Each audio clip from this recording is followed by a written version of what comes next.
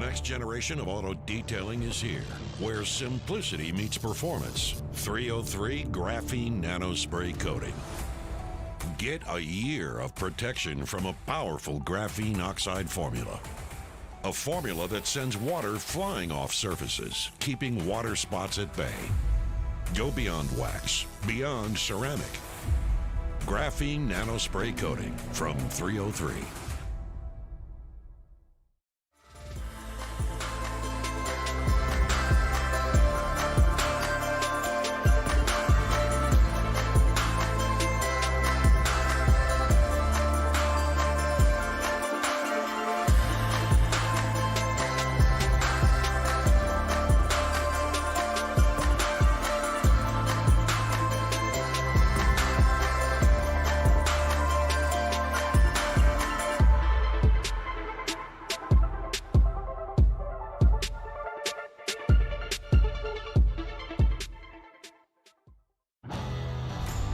We've been powering the American road since before it was paved.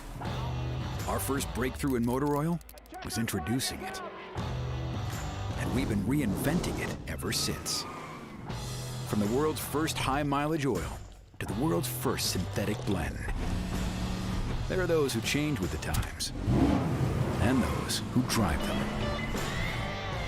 Valvoline, the original motor oil. The Falcon Azenis RT660 is the enthusiast's choice for ultra-high performance. Engineered for predictable handling and stability, the RT660 provides maximum traction both on and off the track. Your competitive edge has arrived with the Falcon Azenis RT660. Hawk Performance packs 100 years of friction dynamics into every product.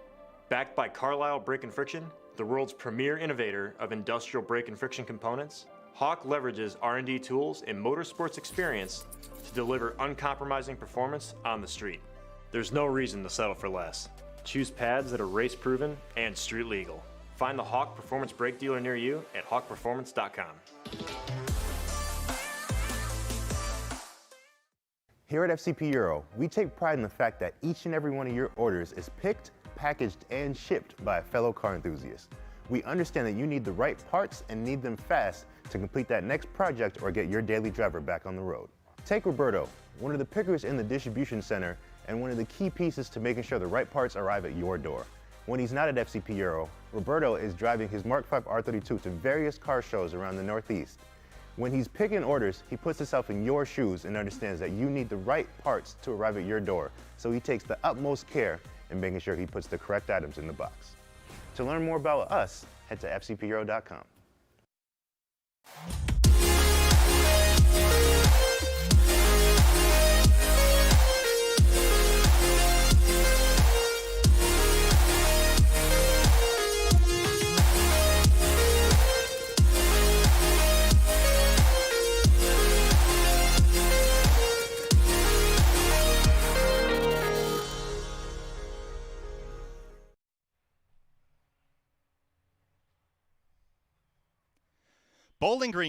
Bowling Green, Kentucky has long been the home for America's sports car. The National Corvette Museum houses decades of history, from Polo White 1953 convertibles to the latest and greatest mid-engine Stingray.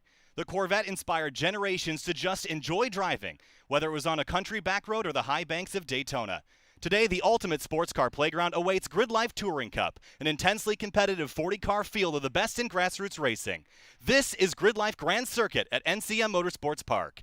Kyle Heyer alongside DJ Alessandrini in the FCP Euro Race HQ on a cloudy and cool day here in Kentucky. DJ, welcome. Racing again in 2021. Qualifying first up this weekend. Yeah, excited to be here. Thanks for having me, GRIDLIFE. And, man, this is just such a great racetrack. I know the Time Attack guys are going to have a blast on this racetrack. It just laps so well. I'm kind of curious how it's going to wheel-to-wheel race. I've never seen a race here before. Really, that's going to be just like the most interesting thing about this weekend. A lot of unknowns. This track is great for time trialing. It's known for that. It's a fast-flowing circuit, 23 turns, 3.2 miles. It's a long course, DJ. But I think one of the big topics of discussion here for qualifying is that the track is a little bit wet. So I'm not really sure what the grip levels are going to be like out there, but I'll bet you it's going to be a little sketchy. Yeah, I mean, whenever it's changing conditions, it's been dry for a while now, but it's currently damp, but that just means at the end of the session they'll be setting their fastest laps. A little bit of a a wrench in the gears is some of the drivers are having trouble meeting sound. We got very strict sound restrictions here at NCM. And I know Eric Catil blew sound and Tom O'Gorman did. I'm sure there were some other drivers. It's a very low ceiling here. And a cloudy day makes the sound bounce off the clouds even more. So the sound might be an issue.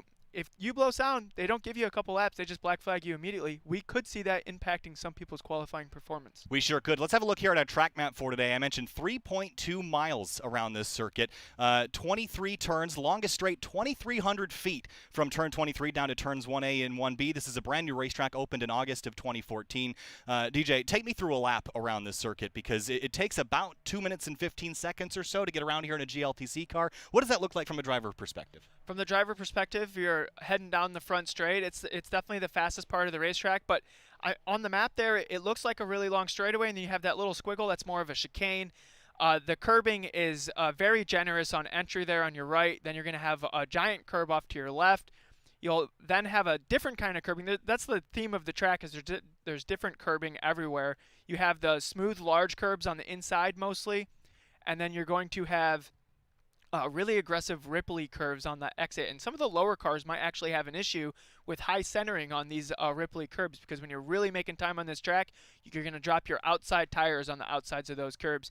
Then you're going to go into the first tighter of the corners, which is turn 3.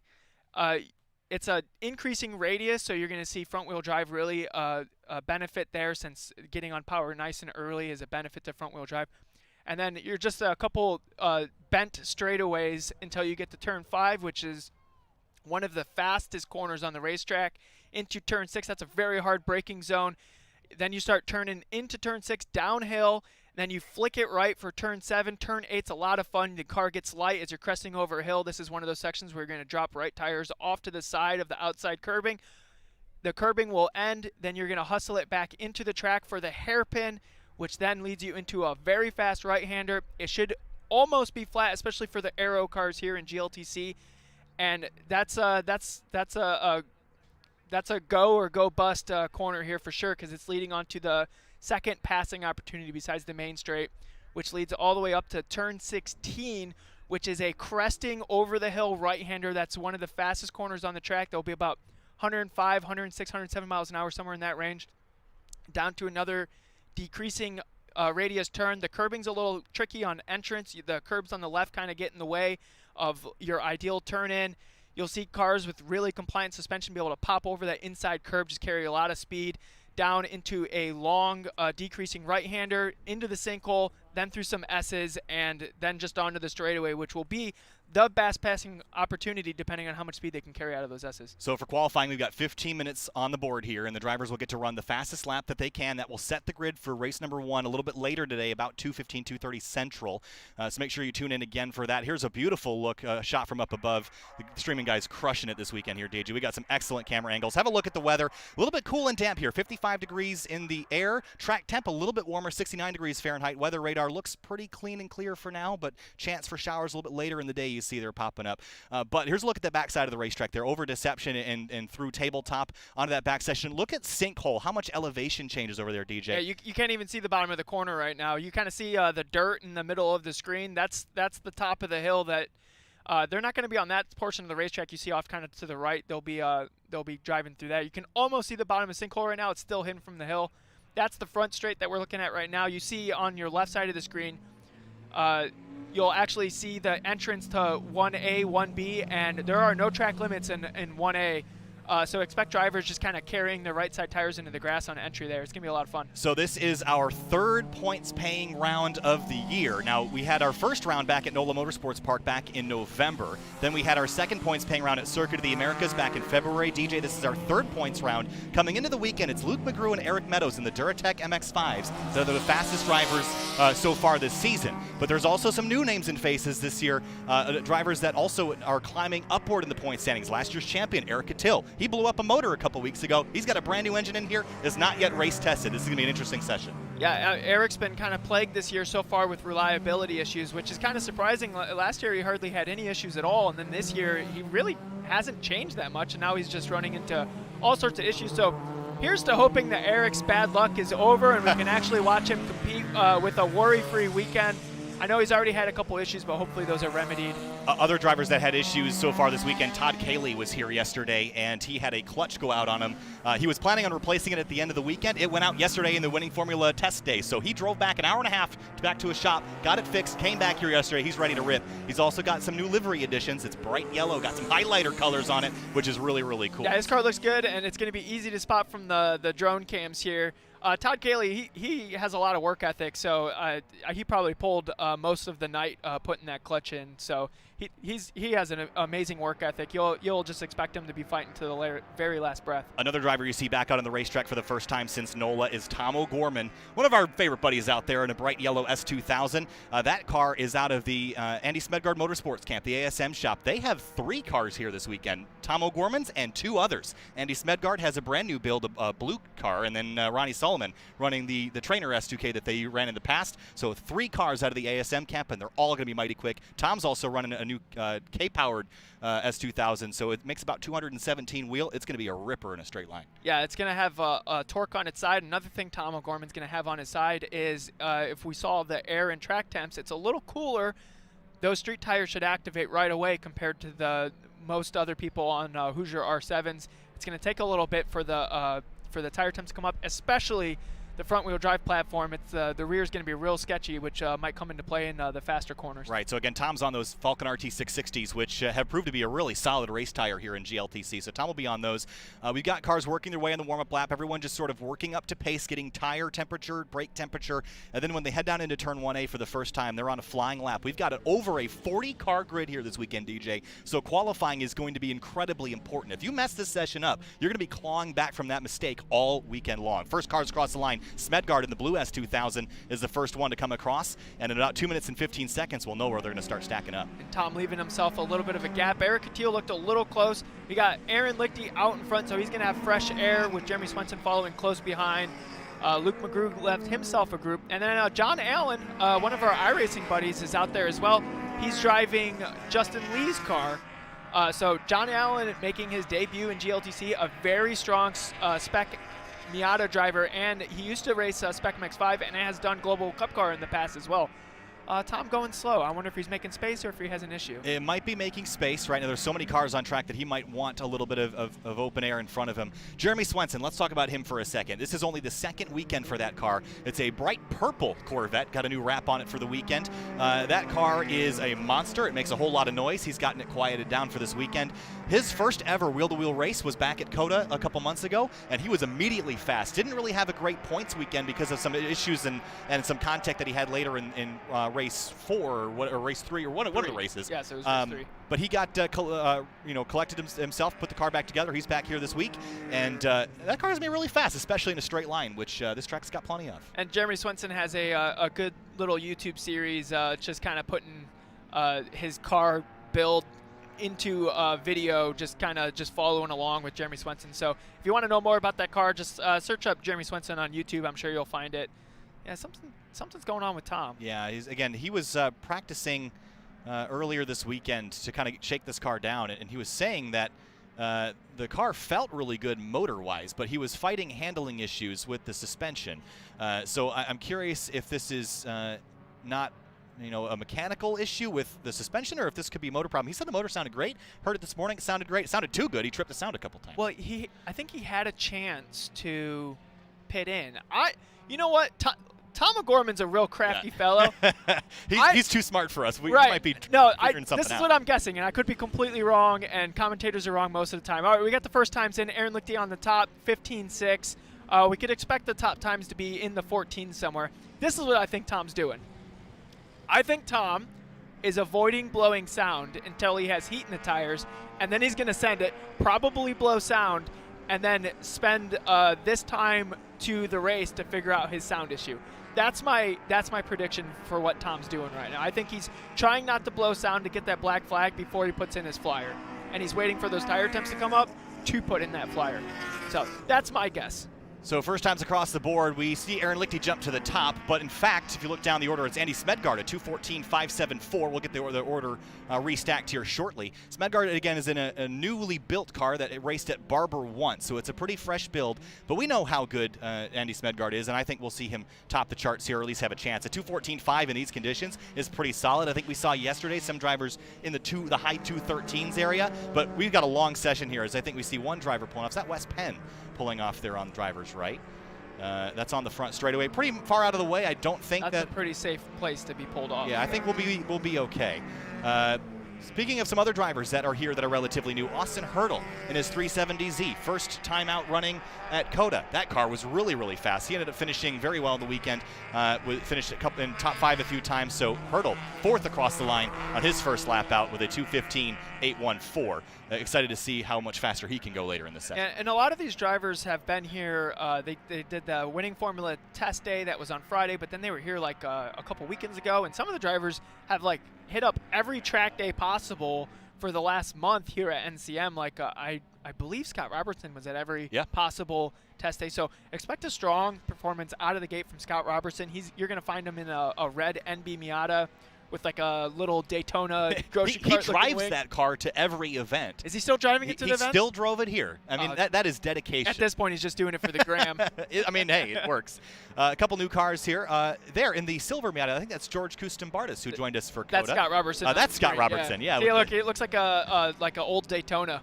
Yeah, that's the red with yellow stripes Miata just behind it. That's Kustumbartis. That is a turbocharged NB Miata that was had a couple issues at COTA later in the weekend. There's Todd Cayley in the silver S2K.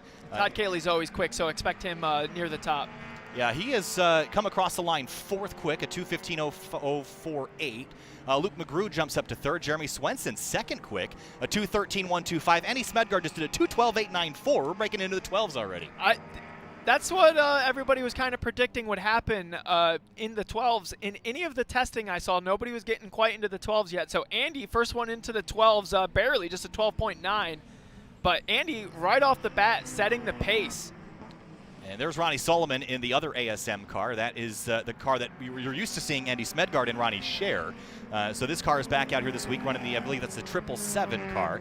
Right now he has currently scored 21st, a time of a 2:21.027.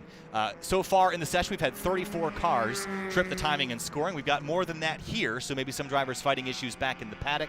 Wes Penn in that 113 is the car we did see peel off to the side of the racetrack. Is that Andy, the blue one right there? The blue one, yes. Off to the right? Yeah, yep. Okay. All right, Catil's still out there. Where's Catil sitting currently? He's not.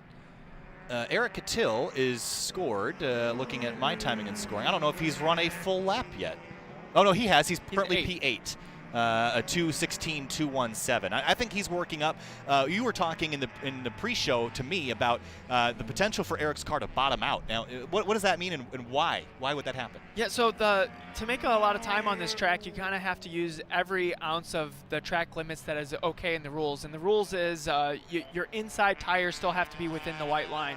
And a lot of the exit curbing here is raised probably about an inch or two. And it gets more raised the farther you go out. So when you're really sending the car through the corner, your car's actually going to move past those curbings, drop on the other side of it. So the curb's going to be hanging out in the center of your car. Eric Catil's car is really low. It looks really cool. It's normally really fast. But if those curbs are causing an issue for Eric where he can't drive the track in the way where it wants to be driven the fastest, which is really just taking advantage of these curbings, we'll see. For example, there, Lichty, he goes over the center of the curb is going through the center of his car. If Catil can't do that, he's going to be at a huge disadvantage for this weekend, or he's just going to have to make a new splitter at the end of the weekend. Yeah, so speaking of Aaron Lichty, there he is in the number 190. Now, this is significant because at COTA, his first round of the 2021 season, he did not bring this car. He brought a 2010 Porsche Cayman, and he won 3 of the 4 races there because that car was going to be strong at COTA. He didn't think it would be very strong here, so he's brought his typical 2019 championship-winning K-powered Mazda Miata. Now, he's buried in the points a little bit because he's only been in one round, but he scored 91 points. Remember, you get 25 points for winning a race, so he obviously had a really, really good weekend. Yeah, he was almost the first driver to get a perfect racetrack weekend. I don't think anybody's done that yet. You did notice another 2010 Porsche came and just drive by the screen. That's Scott Bowling. He's back for the first time in a while. We haven't seen him around after a crash back at Road America in the fall. But going back to Aaron Lichty here for a second, a little surprised. He currently scored 6. The 2:16.745 is his best time. Aaron is a driver that will always drive within the limits of what he's comfortable with. Usually that's winning. But in the wet conditions, we've seen Aaron not struggle by any stretch, but certainly be a bit more conservative with the car. And I think the conditions are drying up, but I think he's still holding back maybe a little bit here in qualifying. To me, it looks like the racing line and maybe even the whole track is completely dry. I don't see any mist from anybody, and we can see the sliver of the front straight here. I don't see anything flying up when they pass by. So I think the track is dry. I think it's just really cool, and there's not a lot of confidence given in the tires when the track's cool. It's hard to get temperature in them. This track, there's a lot of very fast portions of the track that really get in the way. Jeremy Swenson all the way up into second place. We finally got the timing back up. Thanks to the stream guys for working that out. And look at this, Andy Smedgard, a 2:12.894, still Swenson, incredibly fast. He's right there. Swenson, again, this is a new build that was pretty untested going into COTA. It had a couple small issues, but it's fast. And we know Swenson, he's a time attacker. He knows how to crush a qualifying lap, and that's what he's done so far. Yeah, this is basically time attack right now. Basically. So, and Swenson's showing why he's one of the better time attackers in the Grid Life series. I want to challenge somebody at home to tap on a stopwatch a quarter of a second, because that's all that's separating Andy Smedgard and Jeremy Swenson right now. Luke McGrew lagging a little bit behind. Aaron Lichty recently had an improvement. He's now into the 14s.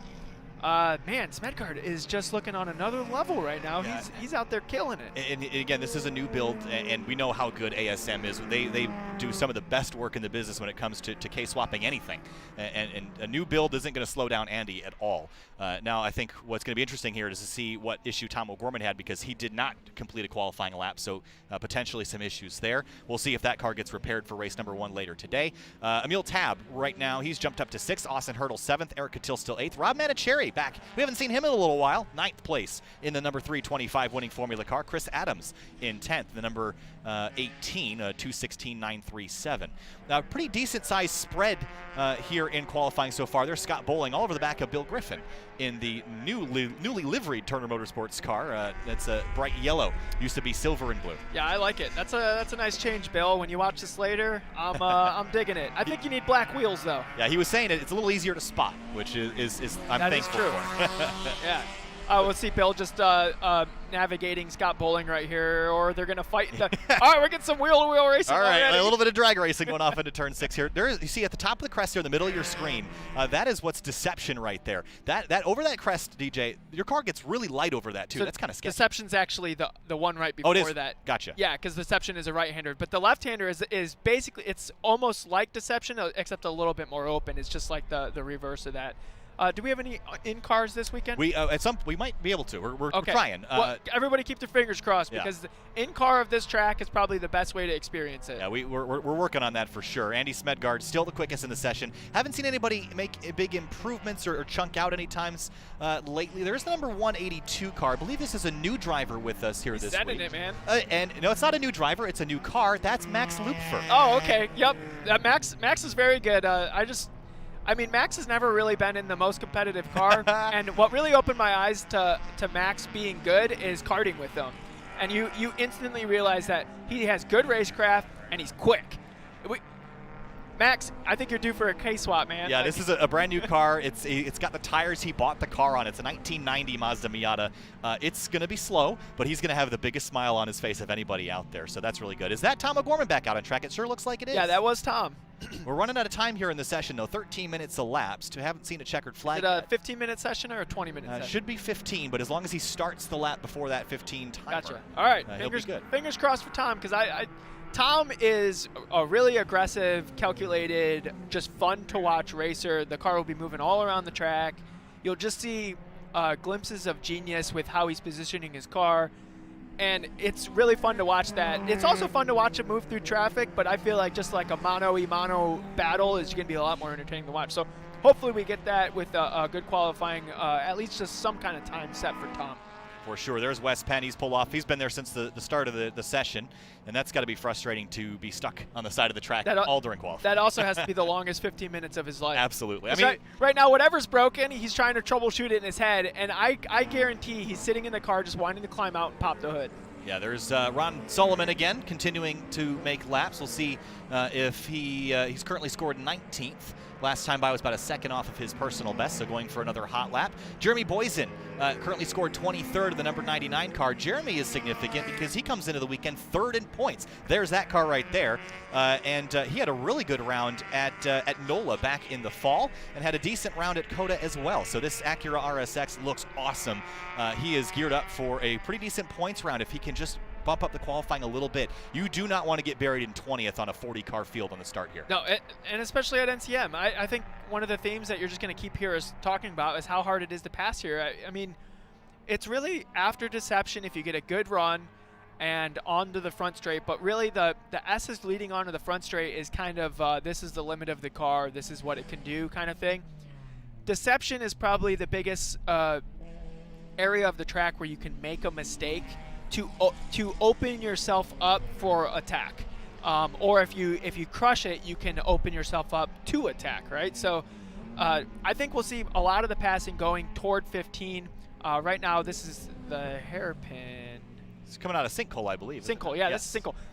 The camera does not do justice for what the elevation is like. Right. I rode a scooter down Deception. I must have been going 50 miles an hour. I was scared, Kyle. You're crazy, man. You're the two scoots, man. Look, eventually when it's a little razor scooter on like little rollerblade wheels, Yep. when that thing starts going fast enough, it starts to wobble. And when it starts to wobble, you start feeling like death is imminent.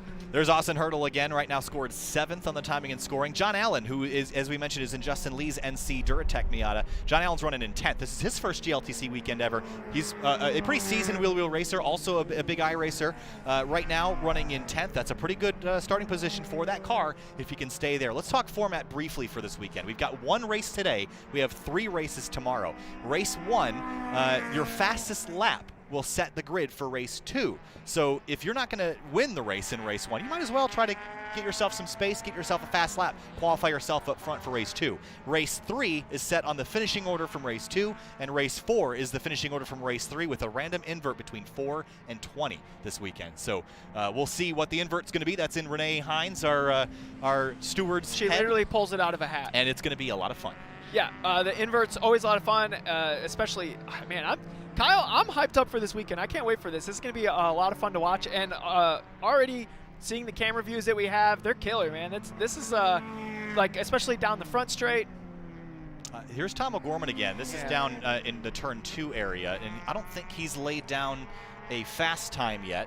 Currently a 2:21.959. It's about 5 or 6 seconds off where we would expect. I think he's feeling something in that car that he doesn't like to feel. I do not see the baffle on the muffler. Huh. I wonder if he's just trying to not blow sound.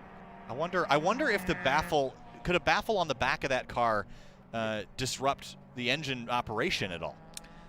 It could, but he has a Haltech ECU, so you could program around any kind of interruptions around that. Unless it went into like some kind of limp mode and he's just out there beating his head against the steering wheel. Yep. Yeah, I'm curious. I mean, for anybody watching, like, we're going to go out and dig for all these things that we're pondering right now. We're not going to leave you guys pondering. Oh, yeah, we'll find out. Also, I have to say, this is an exciting moment for me here on the broadcast. All this data showing at the bottom, the lower thirds here. I've been keeping track of the GLTC data for 2.5 years, and we're finally starting to see it get used. I'm so excited. It looks awesome. So thanks to the stream guys for getting that together in just the nick of time. It's been a hectic couple of weeks getting everything You just have to write together. a script so it auto-populates. Absolutely. Yeah. That'd be awesome because putting that data in takes a long time. So. Real life's a lot harder than iRacing. Yeah, yes it is. So no changes at the top of the order right now. Andy Smedgaard's still the fastest in the session at 2:12.894. Still impressed by that time. He did improve his time, right? He did a 9 at first, and then he did the 8.4, right? Yeah. So that means that wasn't just like a one-off lap. That means Andy did it again and again. Yeah, Andy is a great driver, and he's in an equally competitive car this weekend, so I'm really excited to see how that car is going to race today. Also, he's a hard guy to get by as well, so if he starts up front, you're going to have to wrestle it away from him. Jeremy Swenson, Luke McGrew. Let's talk about Luke here for a second. persistence that Luke has had through all the trials and tribulations of this Duratec motor swap. I am really impressed that he continues to run that motor, and it is a rocket ship. It is an absolute land missile until it does the missile bit and goes up in flames. Yeah, until it starts shooting flames out right. the back. It's fast until it breaks, and then it's not so fast. Eric Cattill's out there again. You'll notice that the lack of a livery on this hybrid racing EG. Now, Eric, again, blew the motor a couple weeks ago, had to tear everything out of the car, so he figured, why not just paint it? And so he put a fresh coat of candy red paint on it for this week. I don't think it's going to look like that for most of the season, but for now, it's fresh, and it looks a whole lot like our buddy's car, Brad Adams, who we don't have here this weekend. Eric is another one of these drivers that has just like this ridiculous work ethic. Like, nothing's gonna. That car could like literally catch on fire, and you'd see him like welding back another car like in the paddock. Like, nothing is stopping Eric from getting back on the track, no matter what breaks, no matter what happens. You will find Eric finding his way back onto the racetrack. There's Todd Cayley continuing to run. He's picked up, and he's running 5th right now. I talked to him in the paddock yesterday, and he said, I asked him, hey, are you doing the rest of the season? He goes, I'm not sure about Gingerman spring kickoff in the start of June. But if I have a good weekend here, I'm going to be running pretty well in the points. So why not go to Gingerman? So for my personal hope, I hope that Todd does well, so we'll see him again in a month. I mean, he's already 5th. That's pretty well. Yeah, and again, out of St. Petersburg, Florida. Glad to have him here. His first event with us, I think, was Road Atlanta back in 2019. Came into a couple events last year and had some issues at Road America. Glad to have him back with us and running really quick times here this session. Do we know what tires Swenson's on? Is he on the Yokohamas, or did he go to Hoosiers? I think he's on Hoosiers. I could be. I saw him on Hoosiers yesterday. I don't know. At Coda, he was on street tires, right? That I don't remember. I think he was. I think he was street tires. He was trying all sorts of stuff at Coda. It's a lot of experimentation. There's Emil Tab, the number 14. Beautiful looking car. This is one of the prettiest cars out there. It is so simple. Well done. It's simple, but just like, yeah, it's great. And the interior is somehow prettier than the outside, so that's telling the viewers something, because it looks absolutely stunning from the outside. It does look great. Emil's currently 6th, and at Coda, one of the new features to his car is he had ABS put in it, and NCM's got a lot of curved braking zones. DJ, is ABS a big deal around here? Well, so Emil Tab says he doesn't have ABS, but he does have ABS. That's how he describes his ABS system. So okay, cool. That's clear as mud. Well, I think that's how the pedal feels every single time he goes to it. It just feels like mud. He's not entirely sure what he gets. Kyle, sometimes you step in mud and you just have a muddy foot. Sometimes you step in mud and you got a muddy leg. There you go. Yeah. So your analogy of pretty muddy is actually pretty spot on for how Emil explains how his ABS upgrade's going. Maybe he preferred the brakes how they were, but if he left the system in, he's still messing with it. All right, I saw the checkered flag waving there as we saw Emil head into 1A and 1B. So these will be the finishing laps for everyone. Wes Penn still sitting there. Poor guy. Troubleshooting. He's got the longest lap time of anybody here this weekend. Somebody pushed him across. About a 22-minute lap time. Yeah, I want to see what the transponder says. He'll be starting at the tail of the field for race 1 later today. That's for sure. So checkered flag out here in this session. Now, don't forget, we've got our first race later today at about 2:15 Central. If you're in the Eastern time zone, about 3:15. Make sure you tune in again for that, as that is John Allen coming across the line. No improvement there. So make sure you tune back in. We've got 3 races tomorrow, so definitely do not miss tomorrow. Eric Cattill across the line. Will he improve? Adam Jabay waves a flag much more excited than that. Yeah, that's just I got to do it, and he did it. He waved that checkered flag. So with that, GRIDLIFE Touring Cup qualifying looks like it's about wrapped up. So let's quickly run down the results here. Andy Smedgard will be sitting on pole later today, the number 212 ASM S2000. Jeremy Swenson in the thunderous Corvette. It's an apt place to have it on the front row. He'll start second. Yeah, good effort from Jeremy Swenson. Second row, Luke McGrew, and then on his outside will be Aaron Lichty. Todd Cayley in row number 3, the number 161 S2000, right alongside the 14 of Emil Tab in his K-powered Miata. Yeah, and then our buddy John Allen is joined on the fourth row. There you go. I was like doing division by 2 going down. Joined by Eric Cattill. Austin Hurdle will be in row number 5, the number 34, alongside Rob Manicherry in the number 325. All right, then we have Chris Adams and Eric Meadows in the next row. Andrew Raines in the 719 alongside Joel Morrison's 9 Lives Racing number 71. And then is that Eric? Eric Jensen. Yep, Eric Jensen. I'm just looking at first initial right now. That car, Eric Jensen, is an LS swapped FRS. That's so cool. It is so cool. So we'll see that a little bit later today. Marcus Luttrell in the 92 is 16th, and Jeff Preston, Scott Bowling, Ron Solomon, and Bo Adams round out the rest of the top 20. Just a quick rundown of the rest of the order. Scott Robertson, Josh Rubenstein, Jeremy Boysen, Craig Moulton, Ryan Zupancic, George Kustenbardis, Tom O'Gorman qualifies 27th, Bill Griffin 28th, Freddie Asunkau, Yo Kutla, Max Lupfer, William Leahy, Dusty Michael Vladeff, and Wesley Penn did not score times in this session. So that is the conclusion here of GridLife Touring Cup qualifying here this afternoon. DJ, final thoughts on qualifying? We've got our first race coming up. Ones to watch, maybe. Andy Smedgard surprised me. I didn't expect him to just be that much faster. And also, I mean, Jeremy Swenson surprises me too. I expected those guys to be near the front. I did not expect them to have that much of a gap to, you know, the all-time greats in GLTC like Aaron Lichty. I didn't expect that much of a gap. I'm wondering if Eric's having handling issues with his car. You know, he's the highest placed front-wheel drive car. I wonder if front-wheel drive is a major issue here at NCM with all like the hairpins and digs, you know, the high speed. So you would want to set your car up loose to, you know, have a nice pivot into those low-speed things, but then you also want high-speed stability. So there might be some time to gain there just with just making the car harder to drive basically. But yeah, my takeaways is people are still having mechanical issues. You know, it's in the beginning of the year. People are going to still be working out those gremlins, and I'm surprised what the spread is like at the top of the field. I was expecting it to be closer. I agree. I think there's a lot of drivers that we expected to have a really strong effort that only had a mediocre effort today in qualifying. And so I'm curious how they're going to race and if they can solve those gremlins before our race later today. I think Eric Till surprised me. I think I was expecting Aaron Lichty to be a front row driver. He's a couple rows back, which is a little bit weird. Jeremy Swenson, big surprise there. Yeah, maybe not a surprise on pace, but I'm just surprised that it looks as good as it does and as fast as it is. Yeah. It's a really cool car. Glad to have a big thundering vet up there to compete here at the National Corvette Museum. Like I said, we expected them to all be in the top 10 area, just did not expect the gap between them. Absolutely. Basically. Yeah, so next up in a little bit later, we're going to have a time attack session. We should have Abe Schmucker here, joined by Adam from the 1010s podcast. I think that's the strategy. So you'll have those guys taking you through 4 sessions of time attack, D through A, a little bit later this afternoon. Then we'll have our race at about 2:15, 2:30 later today, so make sure you tune in for that. But NCM Motorsports Park, again, this is our first time here. This whole event was delayed a year, DJ, and this is a track that everybody looks forward to. In terms of racing, though, is this place going to race in a way where you can make passes around here? I talked to a lot of drivers that were concerned about getting room to pass. Is that going to be an issue at a track that's this narrow and this twisty? Yeah, the 2 passing spots that I talked about, the front straight, we might see something there, but those S's going onto the front straight really don't cater themselves for a mistake, especially in a GLTC car. It's basically going to be flat. Like maybe if you get a weird curb hop, it could turn into a passing opportunity. But I really think the main passing opportunity is going to be leaving Deception, just because there's a lot to leave on the table there. It's a very scary corner. You can't even see the exit. Your light, the car is literally flying.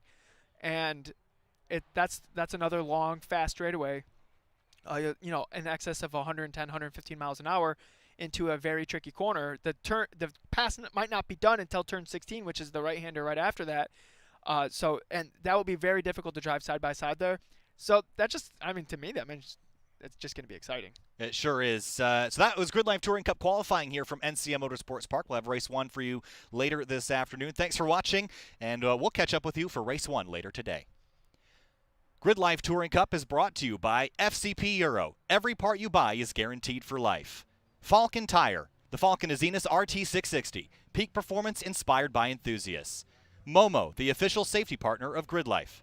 And Hawk Brakes, race proven, street legal. And by Valvoline. Valvoline VR1 available at Advanced Auto Parts stores.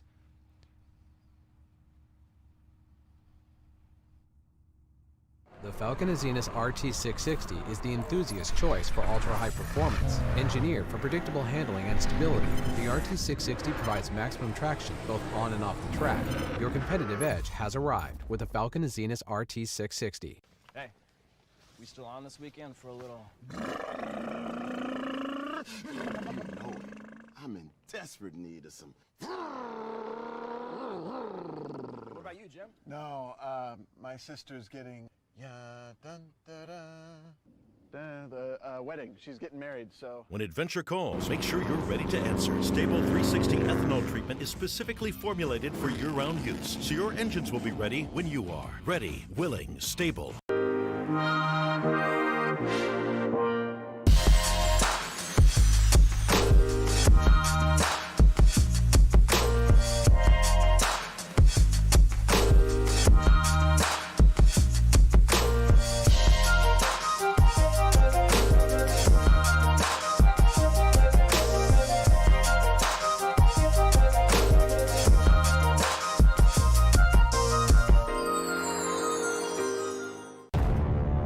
Generation of auto detailing is here, where simplicity meets performance. 303 Graphene Nanospray Coating. Get a year of protection from a powerful graphene oxide formula. A formula that sends water flying off surfaces, keeping water spots at bay. Go beyond wax, beyond ceramic. Graphene Nanospray Coating from 303.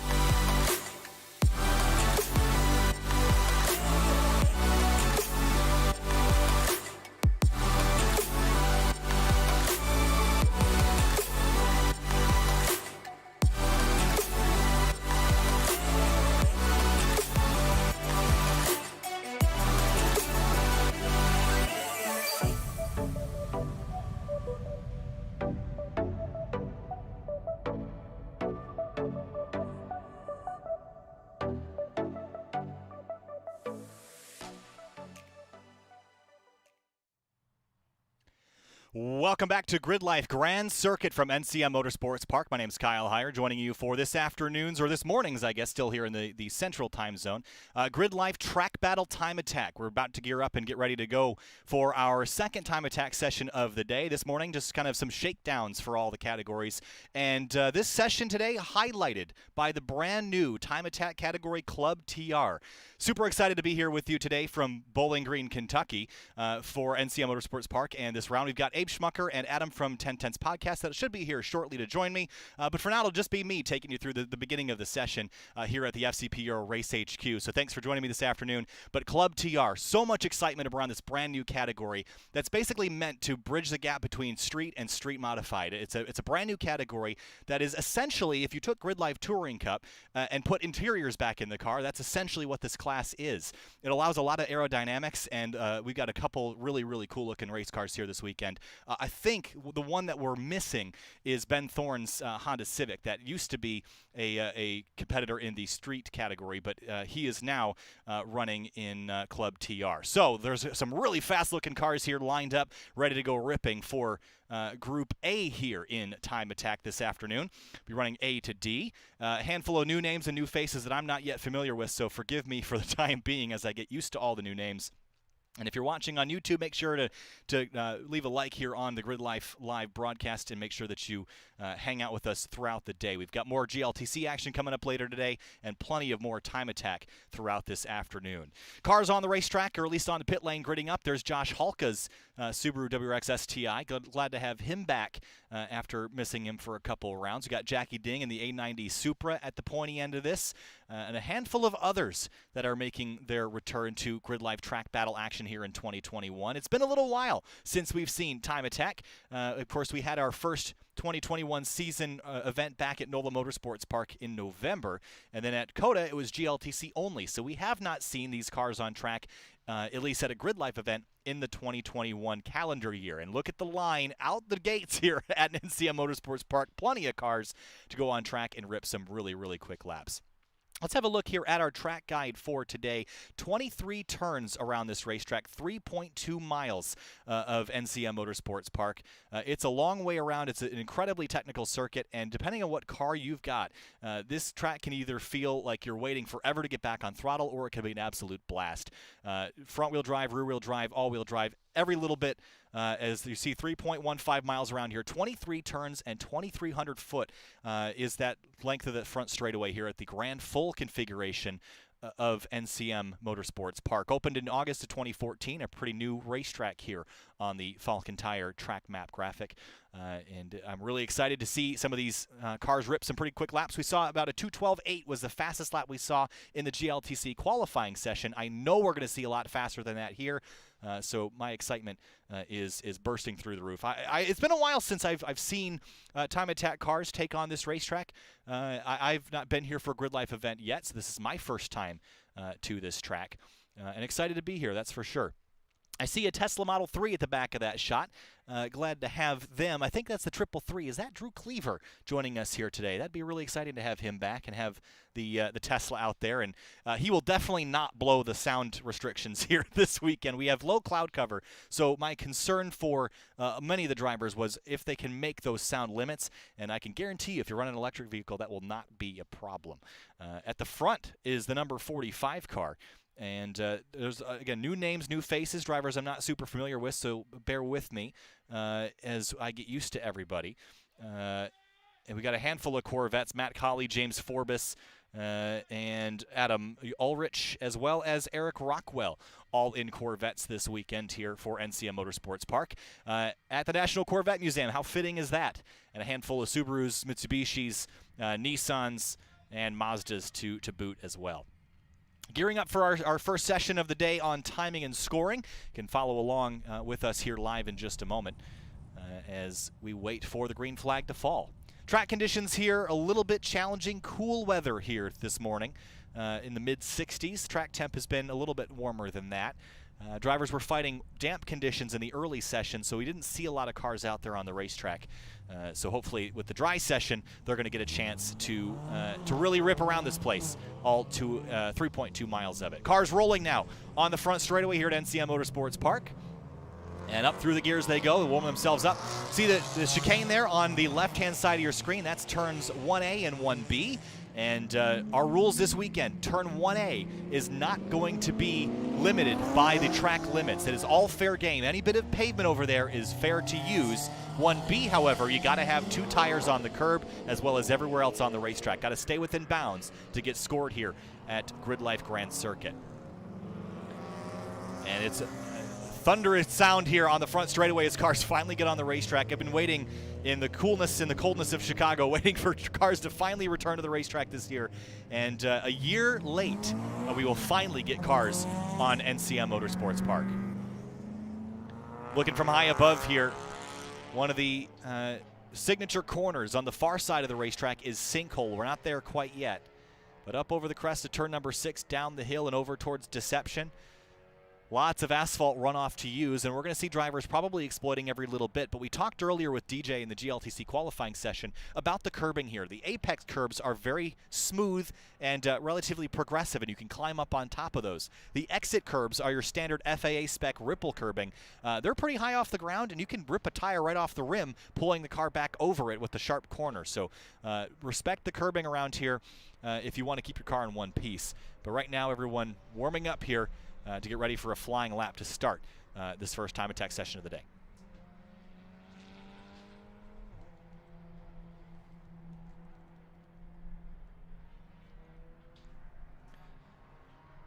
Josh Halka, good to see him back in the Subaru camp. A couple other Corvettes in the field. That's the number 441. You see the gold number boards on the side. That indicates that the driver will be in 4 more events in the 2021 season. The Gold Pass drivers, glad to have them with us all year long. You can select from a certain number of events that you'd like to do and pick the tracks that you want to run. Of course, our schedule is available at grid.life/schedule for this season, so you can find out which event is near you to enter. And join us at our next event. We've got spring kickoff coming up in June, but for now, all the focus is on GRIDLIFE Grand Circuit. We've also got our track day picnic at our where is that at? That's at Blackhawk Farms in May. So happy to head to that track for the first time as well. Cars coming through the last couple S's here and starting up their flying laps. We'll get timing and scoring up, and we'll follow them around. And Jackie Ding, the second car in line there in the A90 Supra with the yellow headlights. Cross timing and scoring for the first lap here in time attack. Big slide there for the number 45. and trying to get rear grip here on a cool racetrack with tires that might not be quite up to temp just yet. As Jackie Ding, second driver across the line. Alex Moss in the number 150. He's got a brand new transmission in that car. Patrick Daugherty in the number 705. That is a Honda Civic Type R. And waiting for my timing on my end to come up so we can get the list of numbers and who's in what. Josh Halka, I mentioned. Chris Bickford back here in a C7 Corvette, the number 335. And laps beginning. This front straightaway, 2,300 feet long after the dig out of the sinkhole at turn number 20. Then you string through the S's and onto that front straightaway. Then you run down to that first corner, jump that curb, and there's that 45 car. Working through up over the left-hander here, heading down the hill into Deception, and then into what they call tabletop on the backside of this section. And a lot of cresting hills here with a high-powered rear-wheel drive car. Got to watch the oversteer and make sure that you stay on course as well. Don't want to get flagged for track limits violations. Jackie Ding in the slipstream here. Jackie was at the SLB event back at COTA a couple months ago and was fighting issues with the rear wing on that car. It was making so much downforce, it was actually pushing itself into the trunk. So they had to chassis mount that wing back at COTA, and hopefully won't have the same issue here today. I'm seeing double out there right now. A couple Evos working their way around course. And soon we'll have lap times for the first couple of drivers. Long lap around here, so the warm-up lap takes a little bit of time. And when we start getting times in, they'll be on the left-hand side of the screen. All new graphics package for this season. There's the 575 car joining us again. That is a very loud car, and I'm shocked that he got under the sound restrictions here at NCM Motorsports Park. But again, that's been something everyone's been fighting this weekend, is the sound restrictions. This track was built in 2014 into the community, so this wasn't like Laguna Seca or Lime Rock where the community moved in after.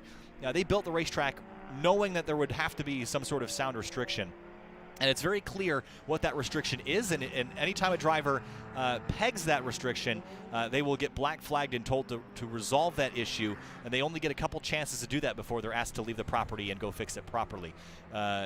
So I'm impressed that everyone has managed to get their very loud cars down to quiet enough to run here. Jackie Ding, the first car across the timing and scoring, a 208.462.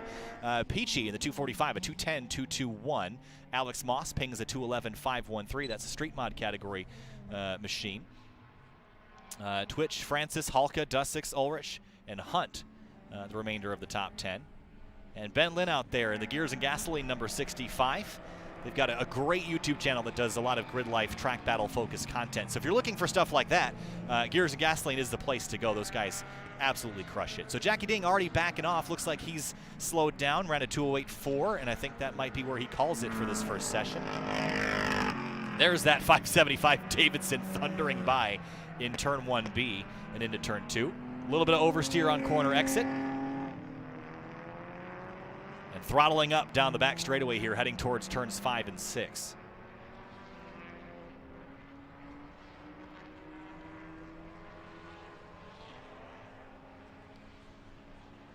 So Jackie Ding, again, the quickest driver on the board so far. That car has been a work in progress for PhD Racing.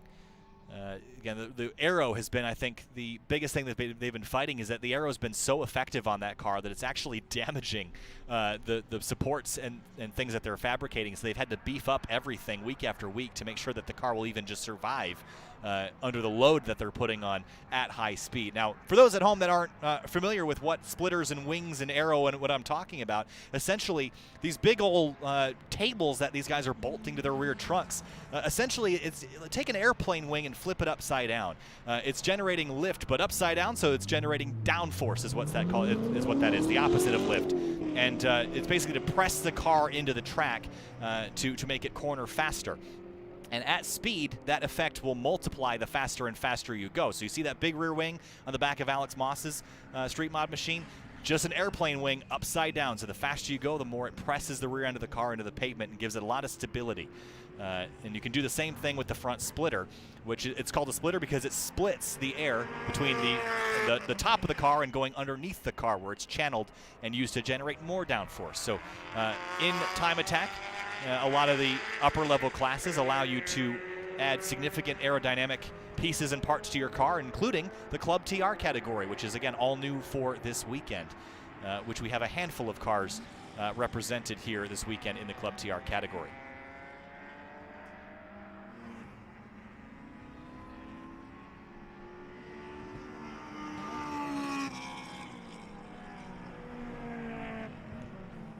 So second laps coming in for a couple of the drivers. I'm trying to get my timing back up so I can know the classing of everybody so far. Mine is stuck on GLTC on my end. So what you're seeing on the live stream is all fine and dandy. I just don't have it on Race Hero just yet. At least my site isn't updating, so I'm going to work on that in the meantime. Alex Moss, again, the transmission swap in this car. I believe it's got a DCT in it now. Which was controversial to say the least, but it's something that Alex and that crew at ASM were able to build into the car. And again, it's what's the difference between a DCT put into the car versus a car that you can buy with a DCT? That was sort of the argument and discussion.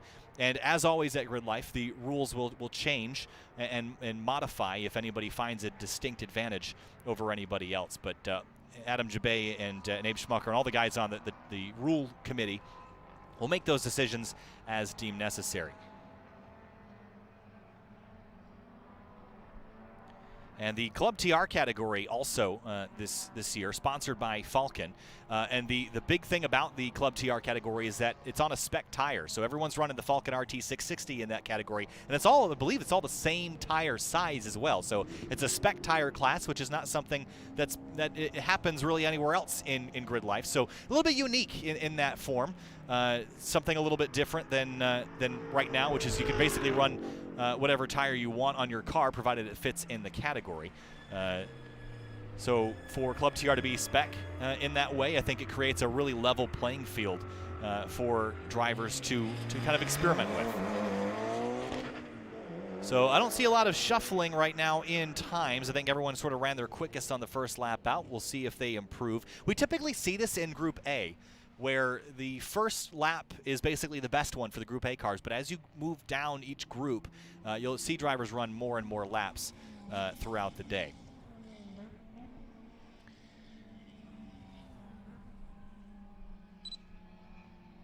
There's a good look at turns 1A, 1B. Some dirt flying up there from the entry. There's a big ripple strip there to keep drivers off that entry, the entry point, but still drivers taking it to the absolute limit. A couple drivers popping up across the line. That's the number 9 car of Turner. Car that I don't recognize, but again, I'm relatively new to the time attack scene and just learning every session drivers go out. Probably been with us before.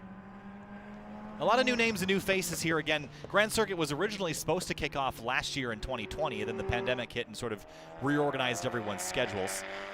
And again, got postponed essentially to this year, so drivers that had a ticket last year were able to run this event this year, albeit 365 days later than originally scheduled. But they're here, and a lot of new names and new faces. Car given a point by there. And the good thing about NCM is because of how big it is, 3.2 miles around, you can put a lot of cars out here and have plenty of room to put 30 or 40 or 50 cars on it, which right now in this session we don't have anywhere near that many. But the GLTC races later today will have about a 40-car grid. So a couple minutes left here in the Group A session. Early in the weekend, still sort of diagnosing issues, perhaps sort of benchmarking where the car is going to be. And I bet you later today and Saturday night, we're going to see a lot of adjustments made to cars, a lot of tweaks to aerodynamics, to suspension settings and that sort of thing, to build in some speed in these cars over the course of the weekend. There's Chris Bickford, the number 335, a 2:17.8 is his best time so far in that C7 Corvette. Here at a little bit of tire scrub in the first corner. C7 platform, I personally love the C7. A bit partial to this one versus the C8 mid-engine platform, but it is not a heavy car. but it's also not particularly light. So you see Chris kind of fighting with it just a little bit through turn 1B. Patrick Daugherty going underneath us. One of the Evos might have been Ben Lynn in that car. There's two identical ones out there. That does look to be the 65 car of Ben Lynn. And throttling up now through the twisty back section that leads into turns 5 and 6. Decreasing radius, so then the track falls away from you. An all-wheel drive will certainly help coming up over some of the crests. Don't have to worry about snap oversteer so much in those areas. Not seeing a lot of drivers experimenting running super wide at the exit of 1B. Again, all you have to do is keep 2 tires on the inside edge of the curbing and or the white line. And 1A is all fair game. You can run anywhere you want in that corner. But I haven't seen anybody really try to get aggressive with curbing yet, and partially because it's super aggressive. And I mentioned this briefly earlier, but I took a track walk yesterday and took a look at the exit curbing. And the ripple curbing there is not set into the racetrack. It actually rises above it and leaves a sharp corner on the end of each segment of curbing. And so if you run over that, you can, and you've got pavement on the other side of it, but if you try to come back over the curbing and get back onto the course, you could easily cut a tire, especially if you're running lower pressure. So something to consider here on the opening couple laps of a session. Good look here at the run down through turn 6. And a lot of blind uphill apexes through this section here. You see turn 7 and 8 over the crest. You can't really see a lot, and then it's down into the left-hander at the bottom of the hill. That's one of the sharpest corners on the racetrack. Then it leads into the right-hander they call Deception. As you see the checkered flag fly here in the Group A session here in Time Attack. There is Bickford across the line. A 2:17.8 did not improve that time through. Jackie Ding sits at the top in street modified, a 2:08.462. Peachy, a 2:10.221. Alex Moss, a 2:11.513. Twitch, 2:14.887. And Francis, round out the rest of the top 5 in a 2:14.976. A couple cars coming across the timing and scoring. Patrick Daugherty, no improvement on a 2:20.177. He will stay there for now.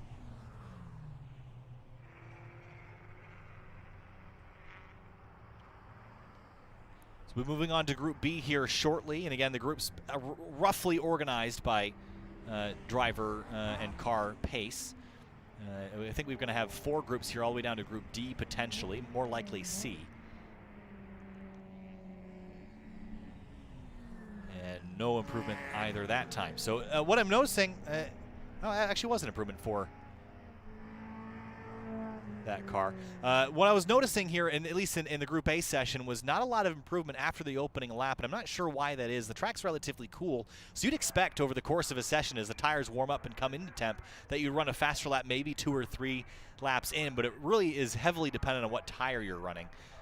If you're running something like a Falcon RT660, more of a street tire, you're going to be, noticing that your performance doesn't drop off all that much over the course of a couple laps. You're going to be in pretty good shape for a few laps in. But engine temp, I think, is the bigger concern for drivers like Jackie Ding, Peachy Moss, that are running real high-strung cars. And I just have to say that Ding's A90 Supra is an excellent example of taking a brand new platform and sciencing it out. I don't think that there is a grassroots organization anywhere in the world that has a Supra as fast as Jackie Ding's. It makes north of 600 horsepower when it's already cranked all the way out. It's an absolute demon on the racetrack. It's a really cool car to look at and to watch as well. So Jackie crushing it so far here in Street Mod. So while the cars make their way down on the cool down lap, have a look at your left-hand side of the screen, the times that have been run so far, and about a 12-second spread in the top 10 here in Group A.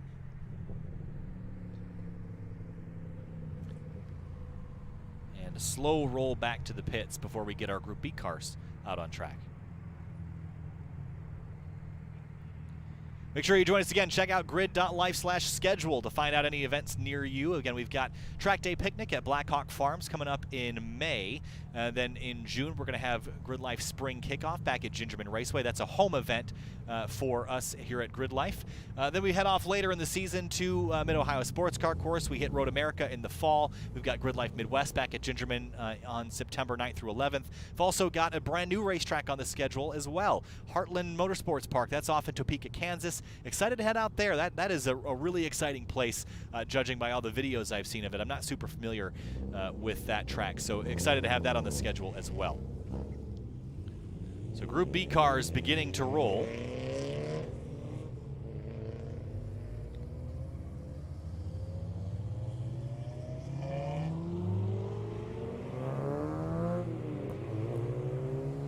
And we'll move in. Porsche at the front of the order here. Civic Type R. Looks like a BRZ or FRS. Couldn't quite get a good look at it here from my angle. EG Civic, couple BMWs, another Civic. We got so much diversity in the time attack field all the way through, in all sorts of different categories. There is a class for every car, and if you don't know what class you fit into, have a look at the Grid Life's website, grid.life. We'll have some classing information for you on what each class is to help you better determine where your car would fit in. But I would strongly suggest running time attack if you're all about improving your own skill in the race car.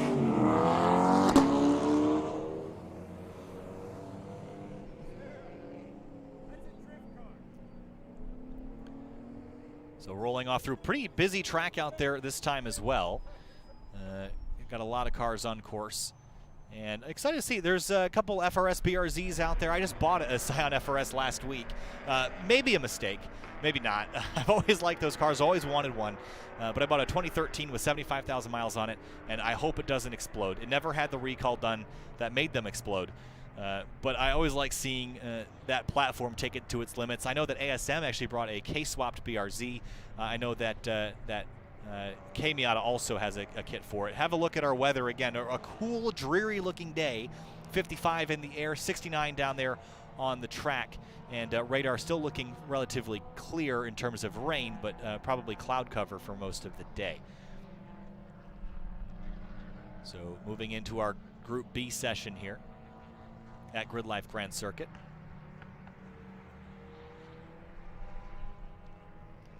Another one of those FRS platforms there working the way up the hill at the exit of turn number 9 or 10. And a C8 Corvette there working the way around the brand new mid-engine platform. Again, Corvettes for the longest time, front engine rear-wheel drive. And when the platform was changed to mid-engine rear-wheel drive, there was a lot of discussion of, is this a Corvette at all? And for the naysayers out there, the plan was always to make this the affordable supercar, and that it has become. Now that technology has allowed them to make a mid-engine car, they had sort of reached the limit of what they could do with the front-engine rear-wheel drive platform. And now it had gone to the mid-engine platform, and so far so good. It's working out real good for them. It's a cool-looking car, and they're quite capable. And I think they're going to be even more capable as we discover all the versions later down the line and they get set up for track use. Going to be a lot of fun. James Rock first across the line. Jimmy Diggs in the number 90. Who is Jimmy Diggs? Nobody knows. We're going to find out who a little bit later. Walker, Valdez, Pucci, Jansen, Alex Arteat back out there in the number 77. Good to have him back. Nick Kors in a Honda Civic in the 79 car. And a whole bunch more. So our best time in the first session, Group A, was about a 2:08.4. And I'm curious to see if we're going to see anything close to that in this session. Again, typically you don't see drivers pegging the Group A times in Group B, but we might a little bit later in this session.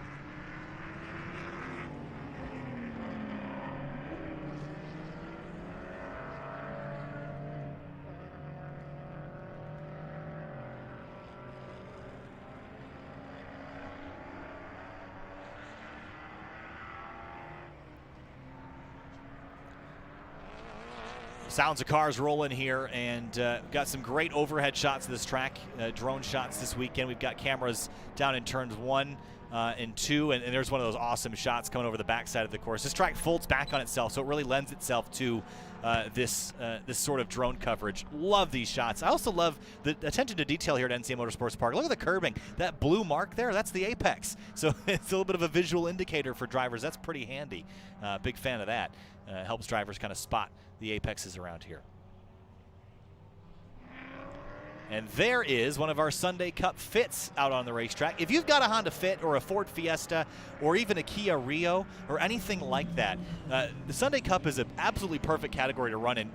Really minimal modifications required to run in this class competitively. And I know for a fact that everybody has the most fun in Sunday Cup because it is just, 95 miles an hour, maximum speed, and everyone's having a blast. That's super cool, and I have a Fiesta that I planned on at some point maybe running in Sunday Cup. Haven't quite gotten around to it by that point. First cars across the line, James Rauch, a 208.597. That's almost as quick as we saw in the first session, I believe, a 208.5. Then Jimmy Diggs, a 221.637, gets eclipsed by Walker in the number 460, 217.133.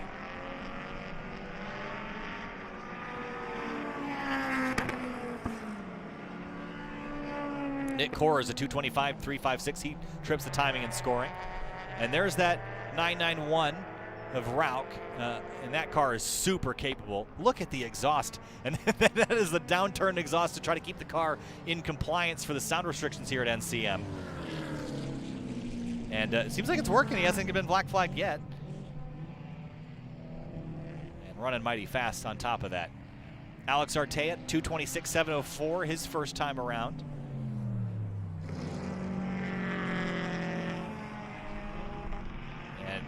An FA20 powered FRS. That is the 177 car of Neat. And that has the very typical sounding Subaru rumble from that 4-cylinder Boxer engine. And it's becoming more and more common as the Boxer lets go under pressure to put Honda K motors in, because that's the answer to apparently everything in the tracking world, is to put a Honda K motor in it, and there's a couple different organizations that will actually do that for a price. And I know that they actually retain all of the factory electronics and the ABS and the dashboard and all that stuff still works, which is phenomenal, and actually a consideration for me. Hopefully my car won't explode, but if it does, I have an out to something that I know will be a bit more reliable. But about 2,700 pounds from the factory, rear-wheel drive, and they only make about 200 horsepower. They don't make a lot of torque from the factory, but with modifications like I'm sure Neat has, and plenty of, I think that will be a very, very capable car. A 233.053, his first lap around NCM Motorsports Park. Civic Type R, 10th gen through turns 1A and 1B. This is one of our new Falcon Club TR cars here, working the way through turns 1 and 2. That is the number 90 car. And again, Falcon Club TR, a brand new category for this season, meant to sort of bridge the gap between street and street mod and allow a bit more of a builder mindset in there. A lot more aerodynamics allowed, a little bit more just open than street is.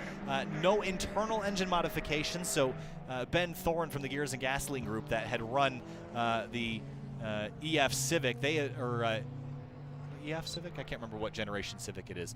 But they actually swapped that motor out to something that didn't have internal modifications.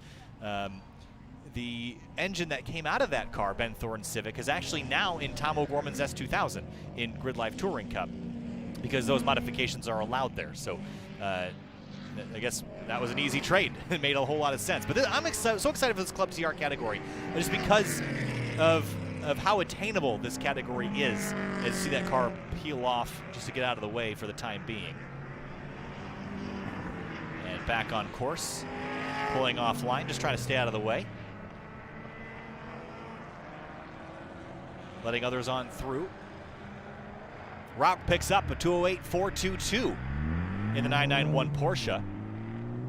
Walker a 216.752. And through turns 1A and 1B. Look here at the number board on the side of this car. That, I believe, is the 46 car, which I don't have on my timing and scoring just yet. Still working out some issues on Race Hero end. The idea for the future here with this brand new, all-new graphics package here for GRIDLIFE Live is to eventually have classing information on here as well. So hopefully shooting for spring kickoff for that. For now, relying on some data on the back end. And, oh, the blue Civic is Jimmy Diggs. So we were looking and wondering who that was. Thanks for Chris behind the scenes sending me that information. I couldn't put 2 and 2 together and figure that out. I was looking, I go, where's the 90 car? Oh, this should be right at the top of the timing. So, yeah, that's Jimmy Diggs. I don't know who Jimmy Diggs is, but we're going to find out later. Walker, again, in a 2:16.752, trying to close the gap maybe a little bit to the 991 Porsche, but I don't think anyone's going to go quicker than that in this session.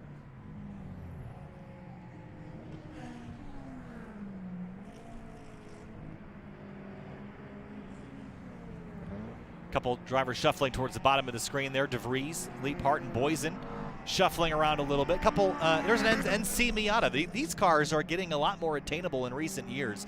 The NCs versus the NAs and NBs.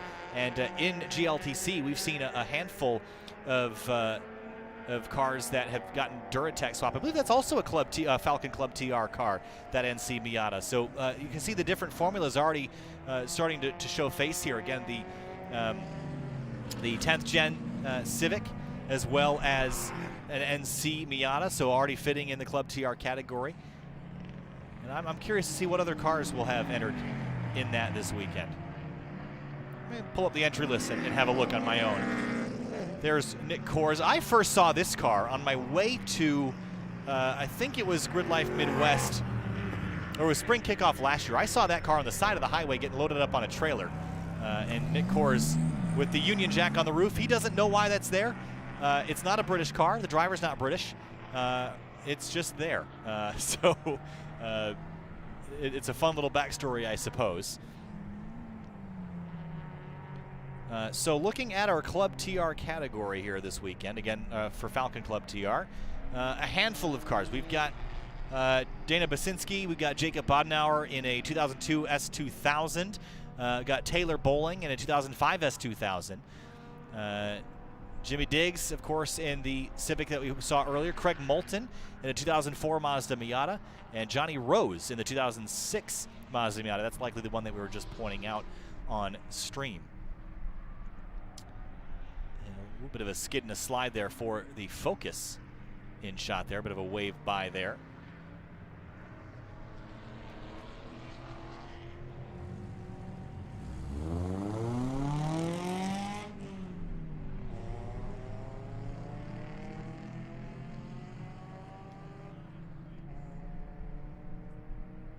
And as cars continue to lap, just keeping an eye on the timing and scoring to see if anybody trips up. And again, in Group A, we saw everybody pretty much go quickest on their first lap out, but we're already seeing cars go, a little bit more, a little longer, more laps in the session this time around. There's another Scion FRS rebadged as a Toyota.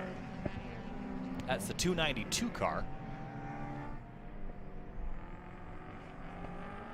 Working their way around. Again, a wing mounted to the trunk on that machine, and a handful of these. There's a whole bunch of these things down there. There's 3 in a row, and I believe that one in the middle with the white rear end, that is the K-swapped Subaru BRZ from the ASM camp that I was mentioning earlier. And you would never know looking at it, it looks factory inside, and even in the engine bay. If you didn't know what you were looking at, you'd probably assume it was supposed to look that way. I'm curious to see what that car runs for its capabilities. Camaro on track, probably Street GT. If you've got a big thundering Vet or a rear-wheel drive Camaro or Mustang or anything of the sort, I think Street GT is probably the move. Sort of built for muscle cars, American muscle. And here comes Ford Focus ST, which is a really capable platform as well from the front-wheel drive side of things.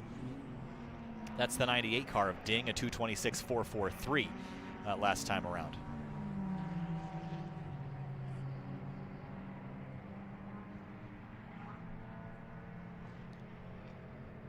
Acura RSX out on track. We see a handful of those in GRIDLIFE Touring Cup, usually trimmed out in sort of like a stock car spoiler, but elected for a taller one on that machine. Yeah, not a lot of shuffling still. Jimmy Diggs down to 4th in the number 90, a 221.152. Alex Arteat had jumped up to 3rd in the number 77, a 218.739. His best lap of the day so far.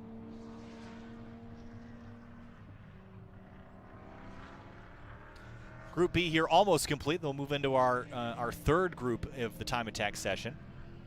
We'll have our lunch break and we'll be back for GLTC later in the day.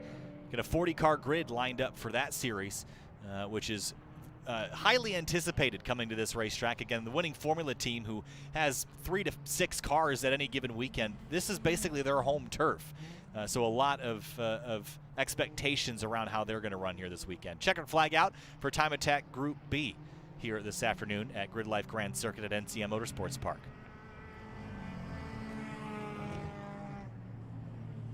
So while we've got a moment, I'd like to thank the partners and sponsors that have come on board here for GRIDLIFE Time Attack this season. Falcon Tire is on board with us this year. Falcon Ozinus RT660, peak performance inspired by enthusiasts. 303 Performance. STA-BIL, ready, willing, STA-BIL.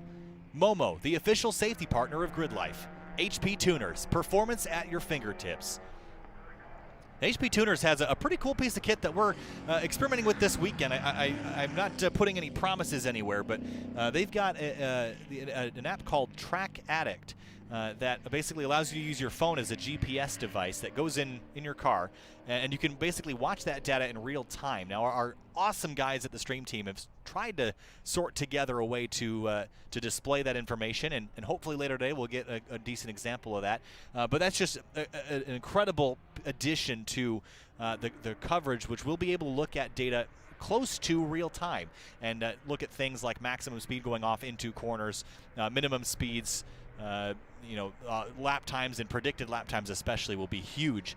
And so HP Tuners has basically enabled us to have that sort of technology here in the broadcast. So it came together sort of late, so we're kind of cobbling everything together as it comes. But I think later this year, the time attack portions of these broadcasts, hopefully with my dumb face not talking, are going to be absolutely spectacular once we've got HP Tuners fully integrated and people that know what they're talking about behind the broadcast booth.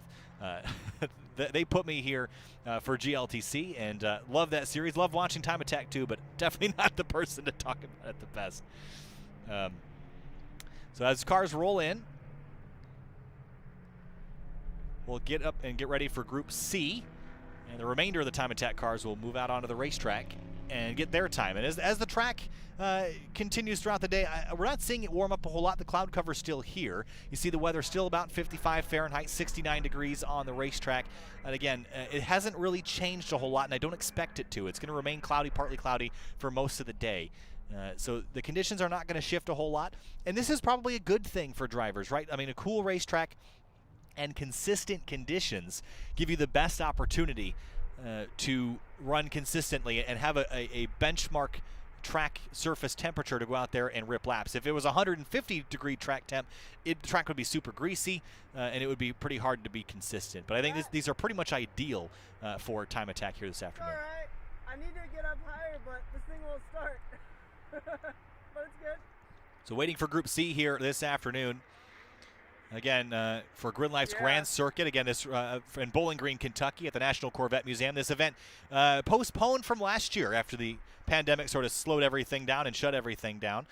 And this was the only event that was scheduled to happen last year that didn't on the GRIDLIFE calendar. So finally glad to be here. And a huge thanks to Matt Busby and the entire team here at NCM Motorsports Park. They do an incredible job. This is a great facility as well. It's a fantastic racetrack. It's a brand new racetrack as well, built in 2014. So it's pretty much brand spanking new. It's spotless and flawless, and it's a really cool place. And a lot of the places we go to have character. Blackhawk Farms, Road America, Mid-Ohio, they all got their character. But NCM's character is that it's brand new and shiny and clean, and I love it here. Cars on track for Group C here for GRIDLIFE TrackBattle at GRIDLIFE Grand Circuit here at NCM Motorsports Park. And cars rolling, a handful of different ones. Matt Williams here in his Honda Fit. for Sunday Cup. Always glad to have Matt with us and having the most fun of anybody on the racetrack in Sunday Cup. EG Civic out on course. An FRS with the hot lava orange that I bought last Friday. I'm partial to that color. It took me forever to find one. 10th Gen Civic rolling out. A couple unlimited cars, I believe, in this session as well. There's an RX-8 out here somewhere that has a wing bolted to the front of the car as well as the back, which is something that you really only ever see on hill climb cars. So that's really exciting. That is an unlimited category driver. Let me get the name of that man, that mad lad with the wing bolted to the front. That is Dallas Reed in unlimited, and we'll see if he pops on the racetrack a little bit later this afternoon. Warming up here for our last, one of our last 15-minute sessions here in Time Attack. Time Attack C up on the board. And working through, again, gearing up for a long enough lap that you got plenty of time to get your tires and brakes up to temperature. And a lot of hard braking zones here. In the beginner meetings last night, I was listening to a lot of the descriptions of this place, and it's got some fast-flowing sections, but also plenty of stomp the brakes, rotate the car, and stomp the throttle. And so if you don't have your brakes up the temp, you go down there to 1A for the first time, you're going to have a bad day. Lots of runoff there available, but there's a gravel trap that'll catch you if you do something wrong. There's that RX-8 I was mentioning. Dallas Reed is joining us. That is an unlimited category car, and it is so cool. I don't know what motor's in that thing. I'm not super familiar with Dallas or this car, but it is absolutely insane looking. And I'm curious to see what lap time that thing will run. I mean, we might have some cars beat the 208 that both Jackie Ding and the 991 Porsche of Rauch ran in sessions A and B respectively. First cars across the line. Luca and Gardner. Nicholas Gardner is in that car right there. That's a 2017 Ford GT500. And man, that thing screams down into turn number 2. Big old splitter and big old rear wing on the back of it. Flat plane crank V8 thundering through the gears. And that is absolutely ripping on the run up towards turns 5 and 6. And there's Matt Williams in the Sunday Cup fit. Whoa, big moment there. A bit of a wheel hop there over the curbing and pulls it back on, but he had a moment for sure. Into turn number 3 now. Williams always has those signature blue fog lights that make it easy to spot that car from a mile away. Now tucking back in line, a bit of slipstream. That might have helped this car just a touch. And on the runway on the other side of the racetrack over towards turns 5 and 6, they'll come out of this into Deception and then climb the crest and head down the other side. Someone just blew by the camera shot. That was fast. That might have been, was that Eric Fleming maybe that came across the line? I didn't think I saw him on the entry list, but maybe. There is another one of our, is that an unlimited car? I don't see an unlimited Mitsubishi. That is the 133 of David Foley in an Evo with some crazy looking arrow on it as well. James Morgan out on track in the 926. Good to see him out there, our buddy James. Not exactly sure. I'm not sure if he's running a Civic or what he's entered in this weekend. I didn't get a full look at the entry list before jumping on here. There's the number 206. That's Klein. I think that's going to be a Street GT category car. Or not. At least I don't have it on the list. I just heard a car go thundering by and make a whole big sound. That was pretty wild. First car across the line, Luca, 207.011 in the number 30 car. That is wild. And there is the number 52 of Gardner. Comes across the line at 215.48 for the GT500. A little bit of oversteer there. That car screams. Such a cool sounding machine.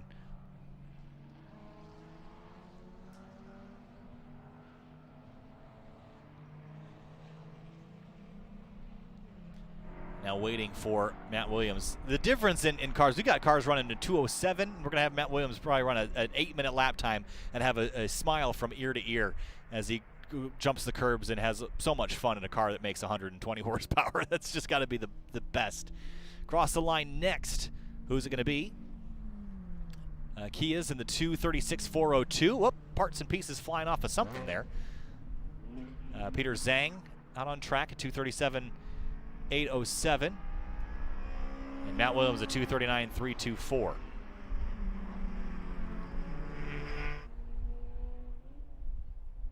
I can't tell if I just heard thunder or if that was a car. It might just be a car. I don't think there's any thunderstorms in the forecast this afternoon, but I heard something that sounded a whole lot like it. And new generation Chevrolet Camaro. 206 car Klein, a 2:38.951 working up to pace. And there is that unlimited class machine of Dallas Reed and a 2:28.969. And definitely still running the rotary engine in there. The Doritos spinning wildly inside that engine compartment. Nice big old fender flares to channel the air around the tires.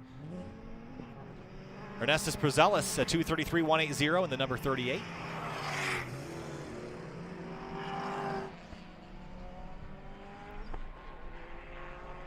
And getting busy out there on track. A little bit of traffic to negotiate. Now again, this track's 3 miles long, so should be fairly easy to get yourself a gap.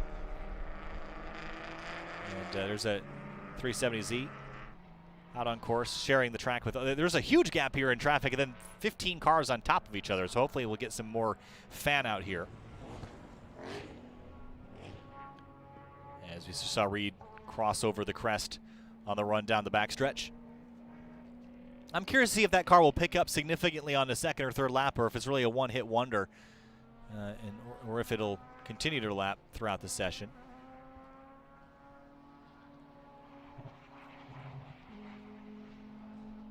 And I love the smell of race gas and tires on an afternoon. I'm just glad to be back at a racetrack. I mean, I've been to, so far just one this season at COTA back in February. That was nice, but it wasn't really a GRIDLIFE feeling event. Now having actual GRIDLIFE back is an absolute blast. And again, the schedule, grid.life/schedules to find out what event is near you to join us at the next one. Of course, we got our track day picnic coming up in May at Blackhawk Farms, and then, of course, spring kickoff the first weekend in June at Gingerman Raceway. And be glad to head back to Gingerman, home track here for GRIDLIFE. And Kia's a 2:34.351. Peter Zhang goes quicker, a 2:34.487. Now Zhang is in the 28 car. That is that FRS. I don't know what modifications are done to that car, but I can tell you the one in front of it is having a bad day. Some smoke out the tailpipes of that. Maybe that was just exhaust and not motor. But that is another Club TR car, that Scion FRS, and that motor might be expiring on that 370. That's the 38 of Ernestus Prozelis. Ran a 2:32.229, has the hazards on now. And hopefully not laying oil down on the racetrack. David Foley goes quicker, a 2:12.698 for the number 133. There's the 32 car. Mullet boys are back this weekend. 64 and 32, pairing up in some C5 Corvettes, which are actually becoming pretty attainable cars. Big of a wiggle there for Peter Zhang. But those C5 Vets are becoming pretty attainable track cars, and their ceiling for performance is really quite high. And there's a lot you can do to them to make them go real fast. And Jeremy Swenson in GLTC has taken one and made it slow to compete with the rule set there in GLTC. Slow relative to probably the outright performance of a normal C5 Vet on race tire. But let's be honest, the GLTC cars are not slow by any stretch.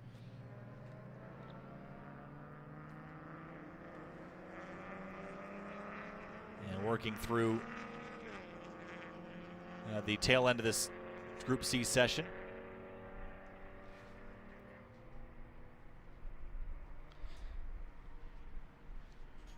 That's the 926 car of James Morgan. Now, he just bought this car. This car actually lived in the GRIDLIFE warehouse for a while. And he just bought this car a couple weeks ago and has been enjoying it ever since. It looks really, really nice. It's a great-looking Honda Fit. And I'm kind of jealous of James Morgan. He's also having fun. There's Josh Halka back this week in the number 7 Street Class all-wheel drive Subaru WRX STI. And glad to have Josh back with us. That car is ridiculously fast. I saw an onboard of Halka's laps from Road America last year, and it is certainly a straight line monster. And I know he's been fighting some issues in the past with getting that car reliable and fast also, but he's gotten it pretty much there. And right now, 236.403. Wrong Halka, but Josh was out a little bit earlier in the number 7. There's that unlimited car again. Dallas Reed at 2:19.695 continues to pick up time. And I wonder how familiar Dallas is with this racetrack, because he's taken big chunks out. So he just might be getting used to the racetrack and might go faster and faster throughout the rest of the day. There is, I believe that's Grant Mullet in the number 64, and indeed it is. And for those that have been around GridLife since the beginning of the pandemic, when we had our charity race in the GridLife iRacers group, Grant Mullet, of course, the Is This the Chat moment that everyone has made famous. Black flag now, cars to return to pit lane. That will likely signal close to the end of the session, and that, of course, is for Ernesto Prazelis in that number 38, 370. Don't know if there's any fluid out there. I don't think there is, but he's pulled off and has not found a far enough way off course to let the session remain green. So while the trucks roll out here, here's a look at the rest of the Saturday's schedule. Stream back live again at 2:15 Central Time, 3:15 for those on the East Coast. 2:25 Central is GLTC race number 1 of the weekend. We'll have 3 races tomorrow, so make sure you don't miss those. And we'll have another time attack session at 3 o'clock Central later today. Abe and Adam from 1010 should hopefully take you that broadcast later this afternoon. And there's your FCP Euro Saturday schedule here for GridLife Grand Circuit at NCM Motorsports Park. Again, after this, we're going to go quiet for a lunch break. We'll be back at 2:15 Central for our GLTC Race 1. Now, do not miss that. We're going to have 40 cars storming down to Turn 1. It's going to be an absolute blast. We've got a moment again. We'll thank our partners that have been with us so far this season here in TrackBattle. Of course, GridLife Time Attack in 2021 is brought to you by Falcon Tire. The Falcon Azenas RT660, peak performance inspired by enthusiasts. 303 Performance. STA-BIL, ready, willing, STA-BIL. MOMO, the official safety partner of GridLife. And HP Tuners, performance at your fingertips. Have a look there at the track map on the right of your screen. How much it folds back on itself. It's the most racetrack you can fit in the 40 or so acres that NCM Motorsports Park sits on. Right next to Interstate 65. It's only a couple minutes off the interstate, real easy to get to, and highly recommend that people come check this place out. It's a new racetrack in relative terms compared to the other tracks that we race on here in GridLife, but it is certainly going to be a classic someday.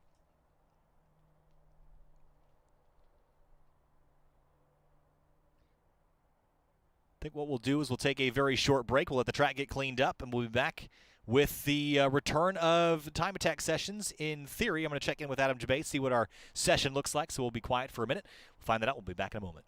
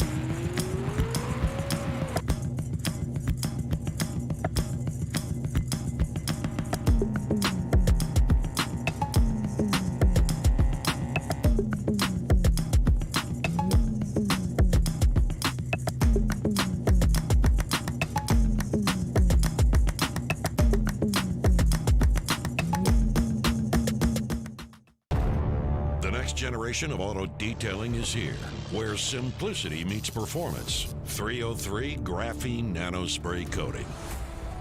Get a year of protection from a powerful graphene oxide formula. A formula that sends water flying off surfaces, keeping water spots at bay. Go beyond wax, beyond ceramic. Graphene Nanospray Coating from 303.